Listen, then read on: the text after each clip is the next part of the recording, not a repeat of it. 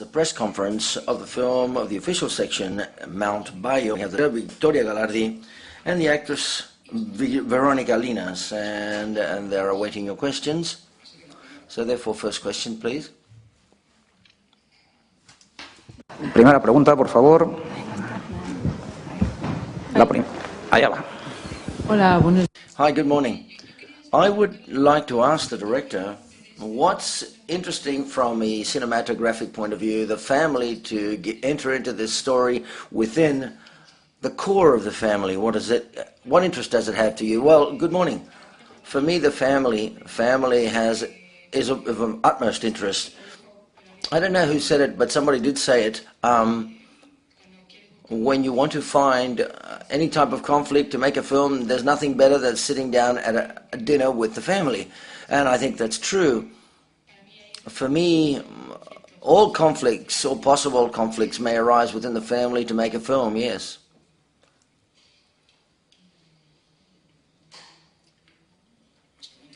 Any further questions?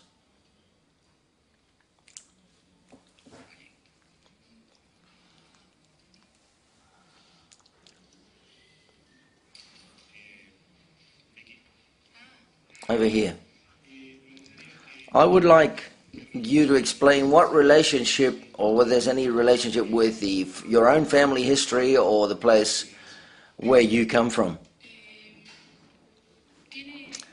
Well, there are things, it's a place that I know very well.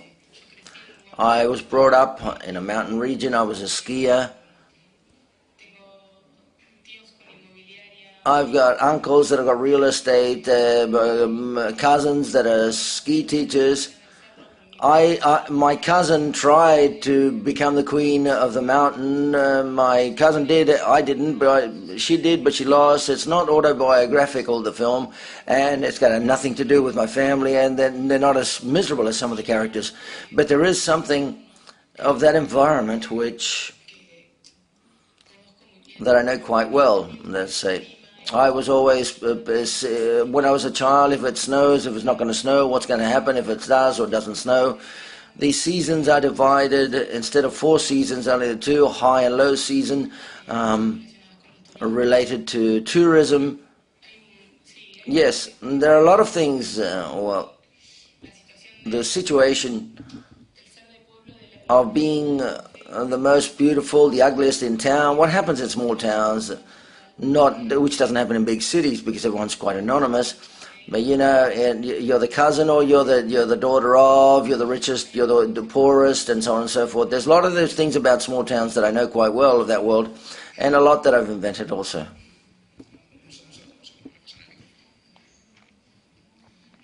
Hi, good morning. First of all, I want to congratulate you because I thought it was a splendid film. I enjoyed it very much. I saw it yesterday. I was quite impressed, by the way. I understand it's your first feature film. Is that right? It's my second feature film. My first feature film I co-directed. This is my first film as a director on my own. And I've got the feeling with the questions that I've just been asked, that the film is related to a lot with the family, and with the family plot very similar to some of the French cinema, which is quite in fashion, which talks constantly on families, about families. I don't agree with that too much. I think, and this is a question I want to ask you, let's see if I've got it right or not. I think it's a film that talks about human nature and about how there are human beings that are quite miserable, and this person who's in a coma, all the worst comes out of all of them except the daughter, who's the person who ends up taking care of the mother who's in a coma, and who is the most tender character. I'm not too sure whether that's the way you were taking, or was it more a family conflict, which I sincerely didn't believe that it was. Thank you very much, first of all, because you liked the film. Thank you very much.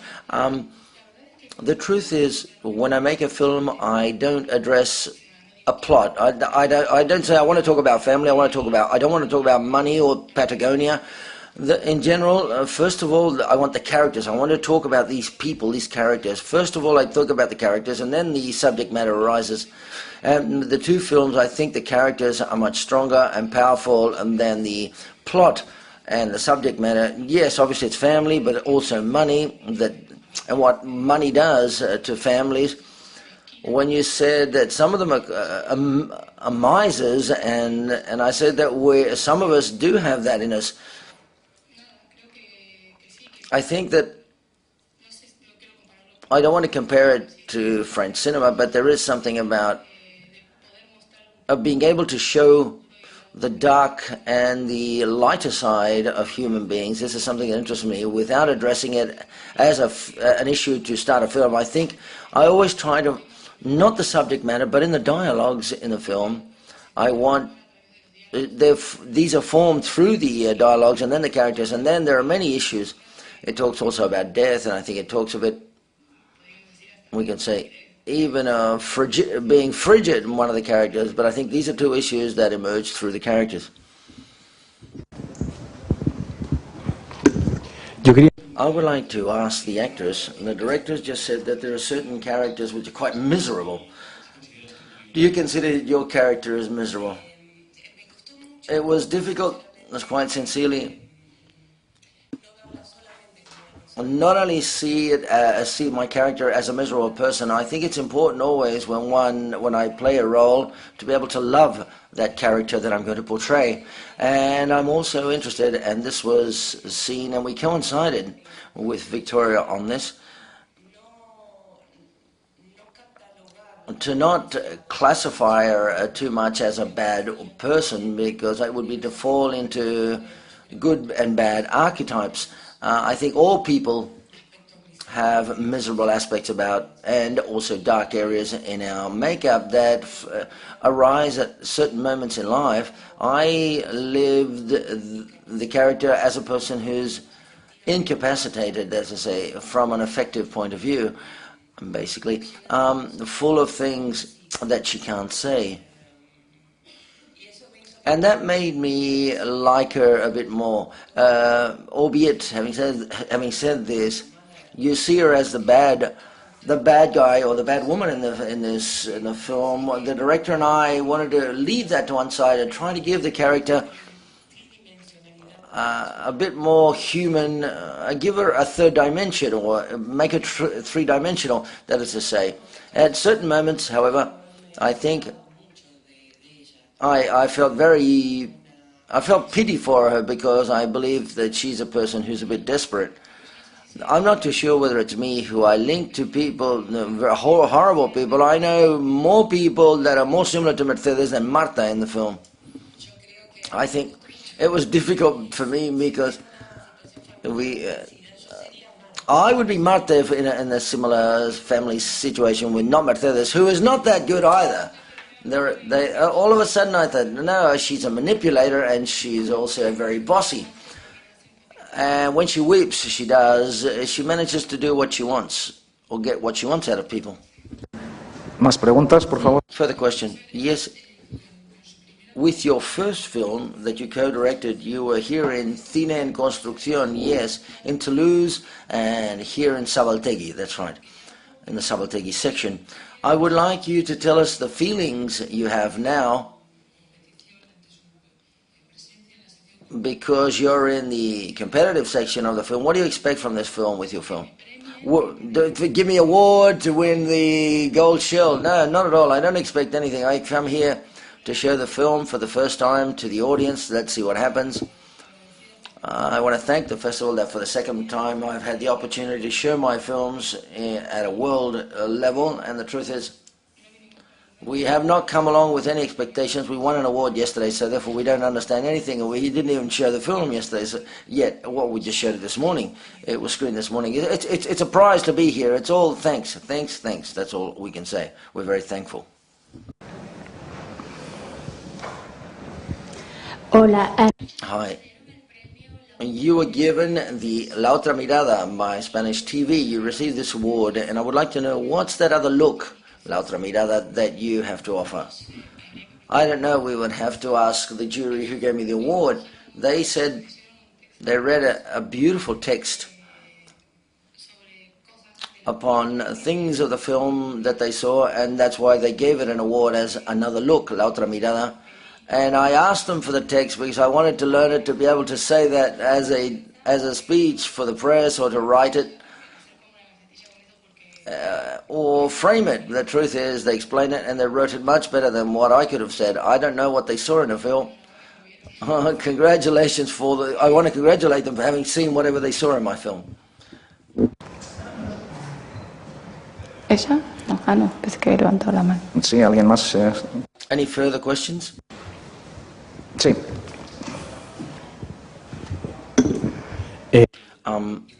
I would like to ask you,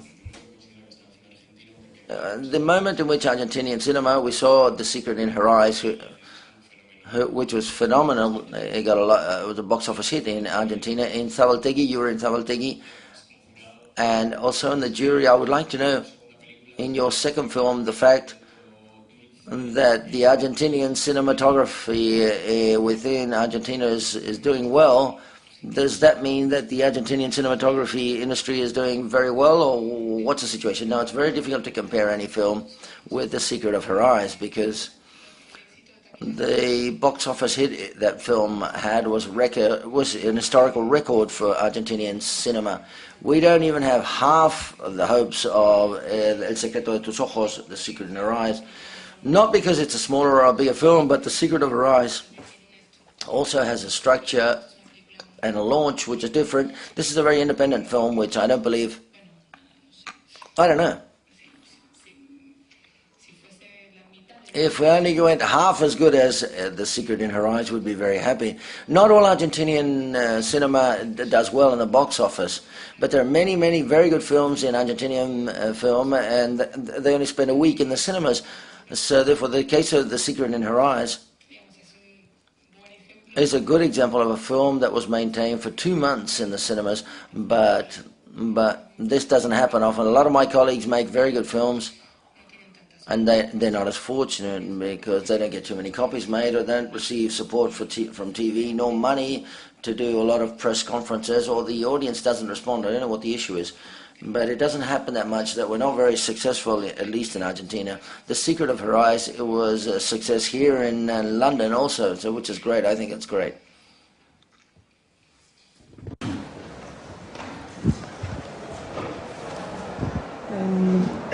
Habéis rodado en una de las... You shot in one of the regions which are well known and touristic in the Bariloche area because of its tourism in summer and in winter. And in this sense, what was it like to shoot on location, and what are the conditions to shoot? Does it facilitate that it's a touristic area? You received a lot more support from the tourist sector or the cinematographic sector in Argentina. What's it like shooting on location in Patagonia, or at least in that area? Well, we received support of the municipality. The people in the town were very prepared to help us in any way, and the municipality and national roads allowed us to cut the roads off, and they're interested in we're interested in us filming there. Obviously, we're not going to do a documentary on Patagonia, and the film, we try not to fall into the place of showing too many landscape, and that was clear from the outset. We never lied. We said, listen, we're going to film, and then we did something which is the following. The people in town helped us a lot. They were very nice to us. They led us to shoot everywhere, and even the most difficult locations in the ski center, the way up and the routes. It's the only access to the town on those roads. To cut off for 3 minutes, trucks were queued up and so on and so forth. So therefore, everything went very well. We received the support, nothing different. And what's different, basically, is that to film in a place outside Buenos Aires, at least because that's where we live, is always more complicated. To film in another place is you have to move everything. But I think it helps you much more to concentrate on your work. To be there's nothing that distracts you. In Buenos Aires, you always got life itself when you come home after filming. And there we were all very concentrated in the same hotel. And we also had very good weather as well. Yes, one, because of the climate. We arrived there in low season, and that's also very important because of prices, to be able to, well, to accommodate ourselves. We have specific dates for the filming because it was low season, and as of in the middle of May, it starts to rain for a month and a half. So if we had to film before the rain period started, and it rained when it had to rain, right at the end, so everything worked perfectly.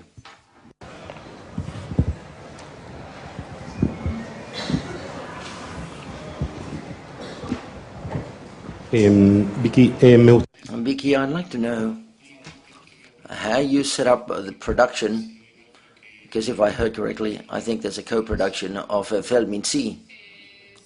Yes, the Film in Sea, but it's not a traditional co-production with France. We received it from other parts, but we don't have a formal co-production with France.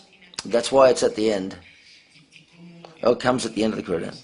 And Adriana Barras, how did they enter? She entered into the project. Adriana Barraza has married with an Argentinian man, and through a newspaper, I had heard she was living in Buenos Aires, and I managed to get her email, and I sent her an email, and she said she was living in Miami.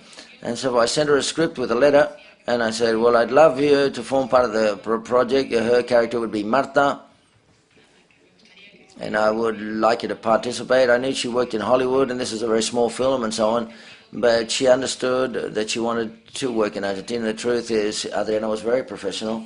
She answered in a week, she read the script, and she got in touch with me through Skype. And so I can do it in these dates. If I can fit into those dates, I'll do it. And everything fitted in perfectly. All of the actors we wanted were available in those dates. Veronica was also abroad, and she arrived for that date, so therefore it all worked, and that she's a great actress, and everything went well. The structure of she fitted into a small budget film such as this very well. ¿Más preguntas? Further questions? ¿Nadie más? No further questions. Thank you very much, ladies and gentlemen.